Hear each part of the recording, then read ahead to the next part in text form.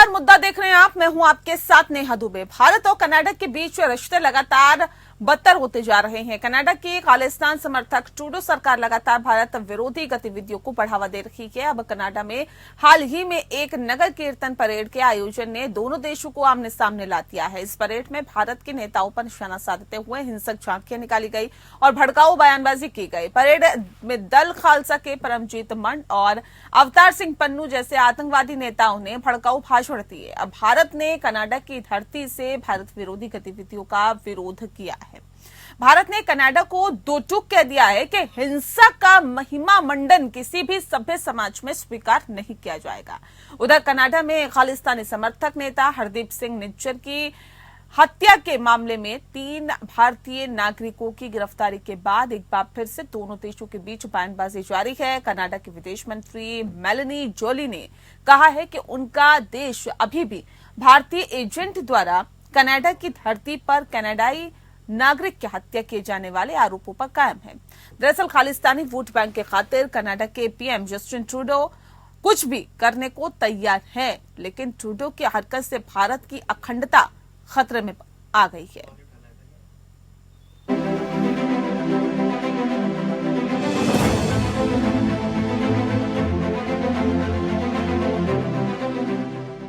भारत और कनाडा के बीच रिश्ते सुलझने का नाम नहीं ले रहे। कनाडा लगातार भारत विरोधी गतिविधियों में शामिल हो रहा है। अब एक बार फिर कनाडा में नगर कीर्तन परेड के दौरान खालिस्तान के समर्थन में झांकियां निकाले जाने पर भारत और कनाडा आमने सामने है।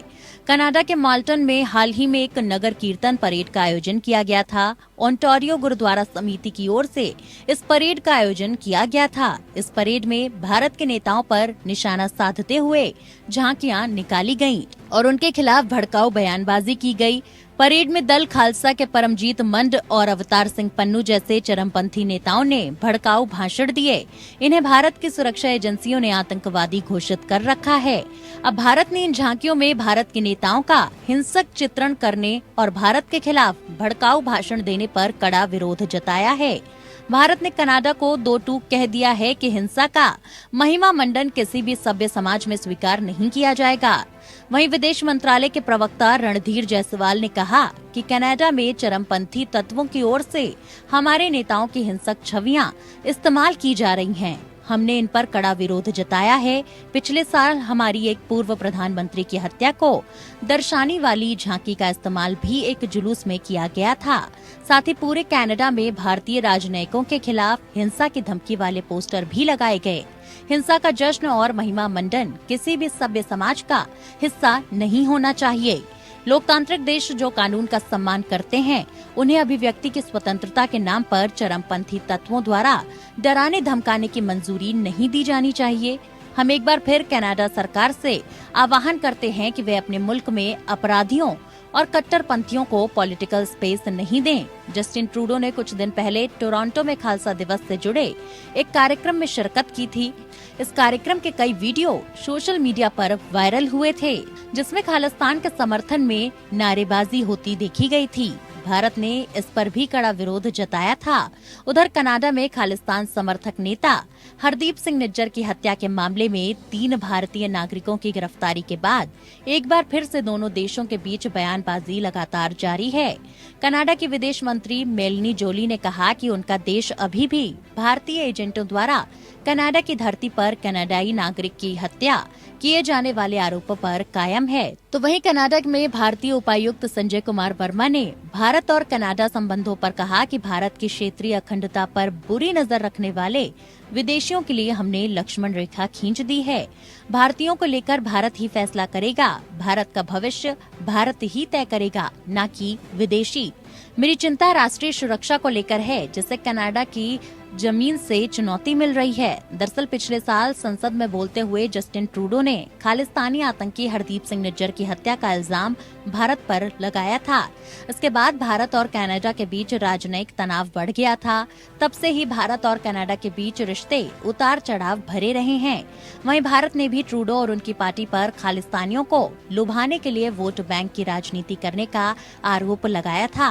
और अब कनाडा के पीएम जस्टिन ट्रूडो इस वोट बैंक के लिए कुछ भी करने को तैयार हैं, भले ही इसके लिए भारत और कनाडा के रिश्ते पटरी से क्यों ना उतर जाएं। Bureau report APN। तो भारत और कनाडा के बीच रिश्ते लगातार बदतर होते जा रहे हैं। कनाडा की खालिस्तान समर्थक ट्रूडो सरकार लगातार भारत विरोधी गतिविधियों को अंजाम दे रही है और अब कनाडा में हाल ही में एक नगर कीर्तन परेड के आयोजन ने दोनों देशों को आमने सामने लाकर खड़ा कर दिया। इस विषय पे आज हम तफसील से चर्चा करेंगे और समझने की कोशिश करेंगे कि आखिर कनाडा की तरफ से बार बार इस तरह की हरकतें क्यों की जा रही है। इस विषय पे तफसील से चर्चा करने के लिए खास मेहमान हमारे साथ मौजूद है, उनसे आपका परिचय करा देते हैं। इस वक्त हमारे साथ मंजू सेठ जी हैं जो कि पूर्व राजनयिक हैं। मंजू जी, बहुत स्वागत है आपका। हमारे साथ हरिमोहन कौशिक जी हैं जो कि विदेशी मामलों के जानकार हैं। हरिमोहन जी, आपका भी बहुत बहुत स्वागत है। इस खास कार्यक्रम की शुरुआत मंजू जी आपके साथ ही करते हैं। ये जो नगर कीर्तन के जरिए एक संदेश देने की कोशिश भारत को की जा रही है, मंजू जी कैसे देखते हैं इसे?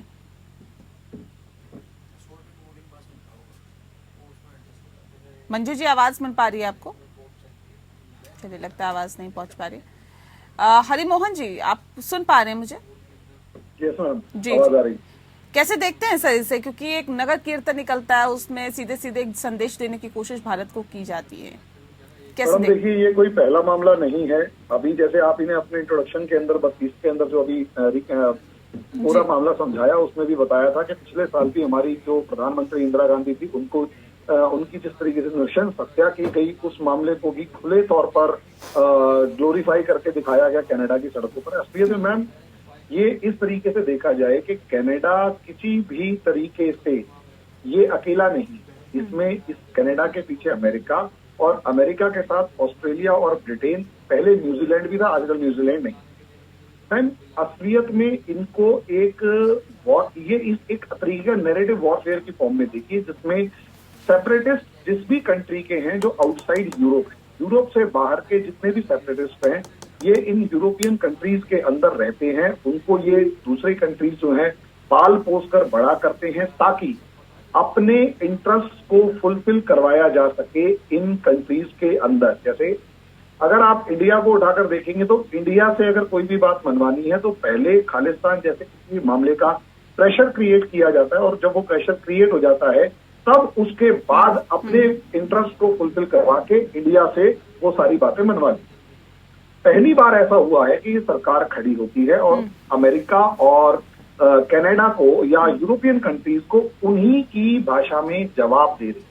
और असलियत में हमें जो पहली बार शोर दिखाई दे रहा है वो इसी वजह से दिखाई दे रहा है क्योंकि पहली बार इनको जवाब दिया गया है। इससे पहले जवाब नहीं देते थे, मामले को बंद कमरे में बड़ी शांति के साथ लेन देन करके, या यूं कहें अमेरिका की धमकियों को चुपचाप सुनकर मान लिया जाता था और अमेरिका अपनी बात मनवा लेता था। तो ये खबरें मीडिया में नहीं, पहली बार हमने उन्हें खरी खोटी सुनाई। पंजाब के अंदर खालिस्तान को जड़ समेत क्रश किया, आइडियोलॉजिकली क्रश किया। और जैसा कि कई जगह पे आरोप भी है कि हमने, देखो हम कुछ आरोपों को नहीं मानते, लेकिन पाकिस्तान का बॉर्डर क्रॉस करके जिस तरीके से मारा गया, यहां पर हमारी एक अचीवमेंट दिखाई दे रही है। और इसी वजह से आज अगर आप देखेंगे तो अमेरिका और कनाडा फ्रस्ट्रेटेड हैं। उनको डर है कि कहीं उन्हीं के देश के अंदर घुस के ऐसा ना कर दिया जाए, और अब वो हमारे देश पर झूठे आरोप लगा रहे हैं।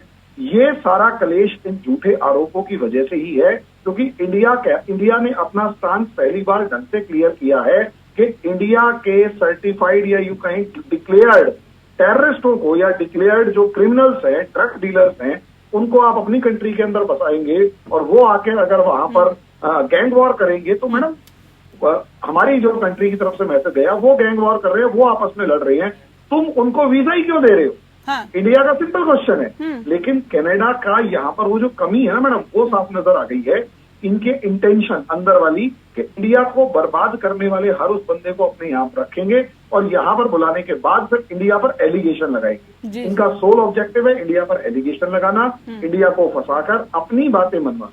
इंडिया दब नहीं रहा, तो इसलिए एक इशू क्रिएट कर रखा है जो कि नहीं होना चाहिए। ये बिल्कुल वैसा ही है जैसे अगर हम अमेरिका और कनाडा के सेपरेटिस्टों को अपने यहाँ बुलाकर बिठाएं तो कैसा लगे। जी मैडम, ठीक है। मंजू जी, ये जो नगर कीर्तन निकाला गया, इसमें भारत के नेताओं पर निशाना साधते हुए झांकियां निकाली गई, उनके खिलाफ भड़काऊ बयानबाजी की गई। परेड में दल खालसा के परमजीत मंड और अवतार सिंह पन्नू जैसे चरमपंथी नेताओं ने भड़काऊ भाषण दिए। क्या वजह है मैम कि इस तरह कनाडा की तरफ से लगातार इस तरह की हरकतें की जा रही है? कोई पहला मर्तबा नहीं है। पन्नों से लेकर लगातार, और अब हम अभी तक हम देखते हुए ही आ रहे हैं कि लगातार इस तरह की कोशिशें कनाडा की तरफ से की जा रही है, जिसमें सीधे सीधे भारत को टारगेट किया जा रहा है, भारत के नेताओं को टारगेट किया जा रहा है। और अंतर्राष्ट्रीय स्तर पर ये क्या मैसेज देने की कोशिश कनाडा की तरफ से की जा रही है? एक कोशिश ही है उनकी तरफ से इंडिया को नीचे दिखाने की और इंडिया पे प्रेशर डालने की। जैसे हमारे दूसरे पैनलिस्ट ने भी कहा, ये बिल्कुल ही एक ऑर्केस्ट्रेटेड मामला है। और वो जैसे वो कहते हैं कि आप जिसको टेररिस्ट बोलते हैं हम उसको टेररिस्ट नहीं मानते, वो हमारा फ्रीडम फाइटर है। लेकिन अगर वो इस किस्म की हरकतें कर रहे हैं और कनेडियन गवर्नमेंट कह रही है फ्रीडम ऑफ स्पीच है, तो ये बिल्कुल ही अनएक्सेप्टेबल है। और साथ में थ्रेट्स इशू कर रहे हैं हमारे कंट्री के लीडर्स से, ये तो बिल्कुल ही एक्सेप्टेबल नहीं है। और ये एक जो इनको स्पेस दे रहे हैं, पॉलिटिकल स्पेस दे रहे हैं इस किस्म के लोगों को, ये उनके ऊपर भी भारी पड़ने वाली है फ्यूचर में, मेरा मानना है। क्योंकि ये बिल्कुल उनके ऊपर वापस आएगा, क्योंकि ये कह रहे हैं कि आपका टेररिस्ट तो टेररिस्ट नहीं है, हमारा टेररिस्ट जब होगा तो हम देखेंगे। और बिल्कुल जैसे गैंग वॉर्स और ये बढ़ते चले जा रहे हैं वहां पे, और आपस में जो उनकी लड़ाइयां हैं विद इन कनाडा, ये जो इंडिया से आए हुए जिन्होंने इनको इन्होंने वीजा भी क्यों दिए हैं, मेरे को ये बिल्कुल मैं अग्री करती हूँ मानने को पैनलिस्ट के साथ कि वीजा क्यों दे रहे हैं ऐसे एलिमेंट्स को जो बिल्कुल उनको बिल्कुल ही कंट्रीब्यूट नहीं करते उनकी इकोनॉमी को, बट उनको इसमें गैंग वॉर और ड्रग वॉर्स में जुटे हुए हैं। लेकिन हाँ, उनका कोई एजेंडा होगा, इसलिए उनको अलाउ कर देते हैं ऐसे लोगों को वहां पे रहने के लिए और करने के लिए।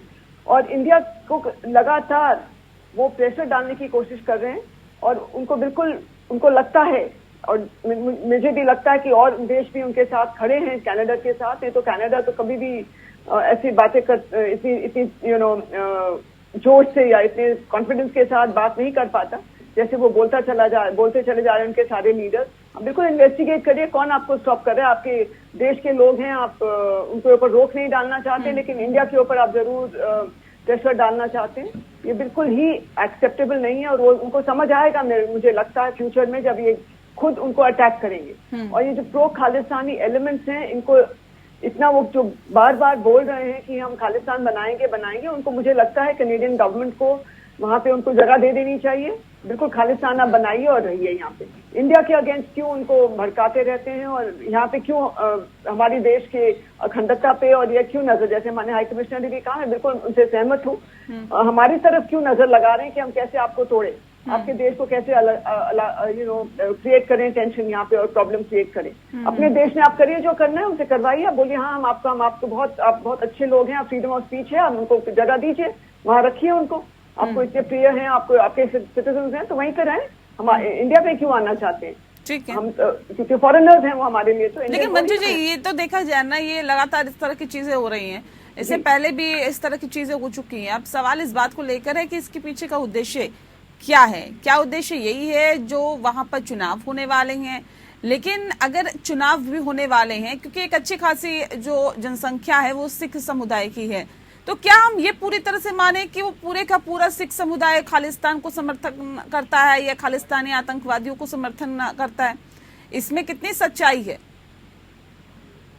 बिल्कुल भी नहीं, सब लोग नहीं समर्थन करते हैं, और उनका एक छोटा वो एलिमेंट है और थोड़ा परसेंटेज है जो इसको समर्थन करते हैं। लेकिन उनकी जो सरकार है जस्टिन ट्रूडो की, इस वक्त एनडीपी के सपोर्ट पे निर्भर है, और आगे चल के भी उनको लगता है इलेक्शन पे भी हमको इनसे सपोर्ट मिलेगी।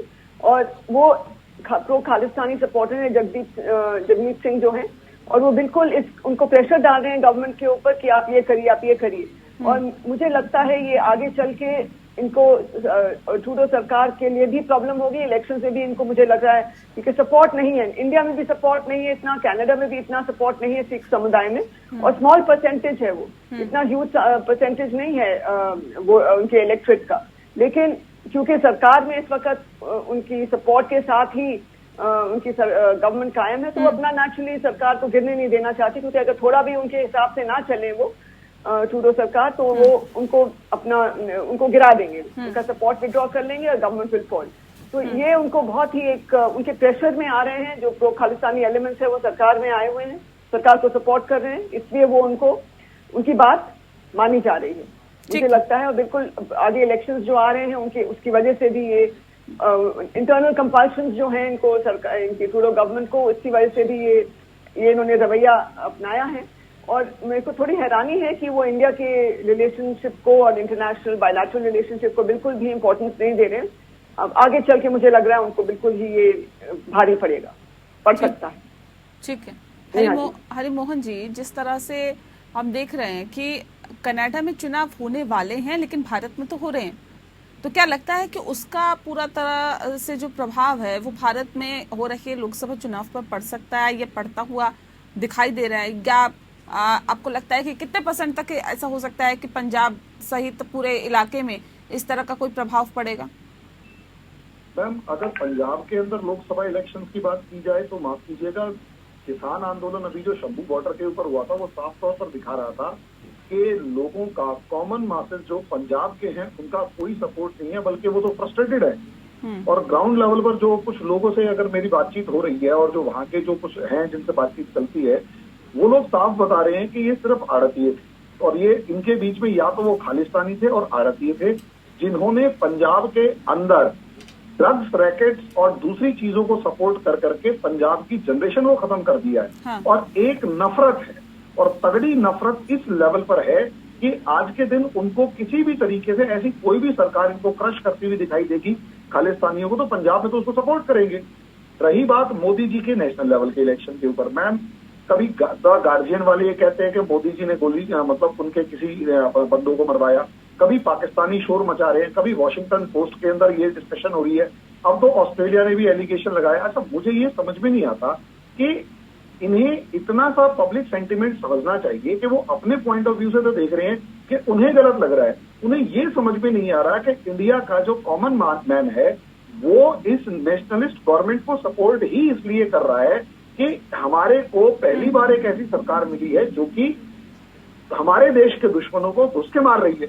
और वो एक भी खबर है इस तरीके से छापते हैं गार्जियन और वॉशिंगटन पोस्ट वाले कि इंडिया ने उनकी सॉवरेनिटी को हार्म किया, हैम्पर किया और उनके अंदर उनके देश में घुस के मारा, तो इंडिया वाले तो खुश हो रहे हैं कि अच्छा मेरे देश के दुश्मनों को मार रहा है। और दूसरी तरफ एक इसमें कंसेप्ट और आ रहा है कि यहाँ हम देखेंगे कि इंडिया के लोग जो इलेक्शंस को हैम्पर करने की जो कोशिश की जा रही है उसको वो बैकफायर कर रहे हैं, उनके ऊपर वो बैकफायर हो रहा है। मोदी को हटाने की कोशिश कर रहे हैं, मोदी हटते हुए नहीं बल्कि मजबूत होते हुए दिखाई दे रहे हैं। तो मैम, मुझे तो लगता है लोकसभा इलेक्शन के ऊपर बहुत ज्यादा असर पड़ने वाला है। या तो उन्हें समझ में नहीं है या समझ नहीं आ रहा कि वो करें क्या, और इस जो भी काम कर रहे हैं वो मोदी जी को सपोर्ट ही कर रहा है इस टाइम पर। और यस मैम, हाँ, हमें एक चीज और ध्यान रखनी चाहिए, इंडियन कॉमन मासेस को 2008 आज तक टू द पॉइंट याद है कि हमारे साथ हुआ क्या था, और उससे ज्यादा प्रॉब्लम हमारी जो गवर्नमेंट का एक बहुत ही ढीला ढाला ढुलमुल रवैया था, और पाकिस्तान से लेकर अमेरिका ने जिस तरीके से इंडिया का लगभग मजाक उड़ाया था, मैम, आज तक हम लोग नहीं भूले। इस वजह से जब हमारी कोई भी खबर आती है कि घुस के मारा, तो मैम वो 2008 से कॉरिलेट करते हैं, और वहां से जब कॉरिलेट करते हैं तो वोट बैंक बढ़ता ही है, घटता नहीं।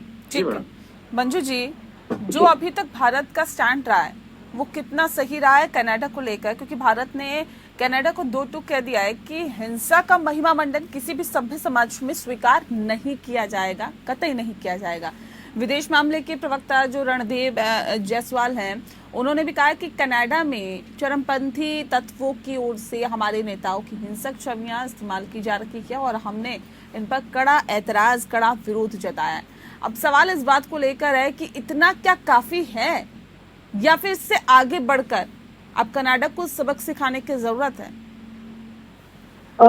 आई थिंक जैसे मैंने पहले भी कहा और मेरे को पैनलिस्ट ने भी यही कहा कि ये कनाडा अकेला नहीं कर रहा है, ये डेफिनेटली एक कंसर्टेड एफर्ट है इंडिया पे प्रेशर डालने के लिए। और ऑफ कोर्स हमने बहुत ही रिपोर्ट्स आई हैं, सुनी है कि वो चाहते नहीं है कि इस इलेक्शन में ये स्मूथली जाए और ये स्ट्रॉन्ग गवर्नमेंट वापस आए, वो नहीं चाहते हैं। मुझे ये जो इन सब बातें हो रही है, नैरेटिव बिल्डिंग जो हो रही है, मीडिया में अलग अलग खबरें आती हैं फॉरेन मीडिया में, और बार बार हर एक चीज पे उनको टिप्पणी करनी है। किसी और देश में तो इतनी टिप्पणी नहीं करते, अपने देश में भी इतनी टिप्पणी नहीं करते हर एस्पेक्ट से। तो बिल्कुल एक ये कंसर्टेड एफर्ट लग रहा है मुझे कि ये टारगेट करने के लिए इंडिया में, कि इंडिया में जैसे कैसे इलेक्शन ठीक से ना हो और कोई स्ट्रांग गवर्नमेंट वापस ना आए, क्योंकि स्ट्रांग गवर्नमेंट आएगी तो उनके जो हित हैं, उनके पूरे नहीं हो जो हैं उनको इफेक्ट हो सकता है, हाँ, उनको ऐसे लगता है। तो इसलिए वो बार बार इस किस्म की कर रहे हैं, और कनाडा अकेला नहीं खड़ा है, मुझे लगता है सब साथ में इनके हैं, इनको सपोर्ट कर रहे हैं।